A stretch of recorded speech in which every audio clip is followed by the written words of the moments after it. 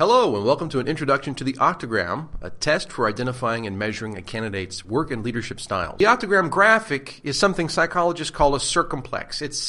That means that the traits that are close to each other tend to be similar, and traits on opposite sides tend to be different. As a quick example, it's rare to find someone who's a team player and a competitive achiever at the same time. It's not impossible, just very rare.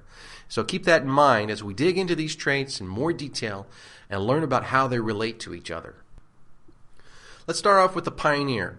The pioneer trait is related to a candidate's need for new, their need for change and variety in their work environment. You need pioneers if the position requires innovation and the generation of new ideas. A weak pioneer will be comfortable in a job that is very stable and unchanging. A strong pioneer can make intuitive leaps. They're creative and they're innovative. And if you go too far out there, if you get in the 8 or 9 range, a very strong pioneer, that candidate has trouble finishing a project before getting bored with it and wanting to move on to the next new thing. So that's something that very strong pioneers have to wrestle with themselves on. The networker trait is related to how easily a candidate connects with strangers, how much they enjoy making new connections and learning about other people.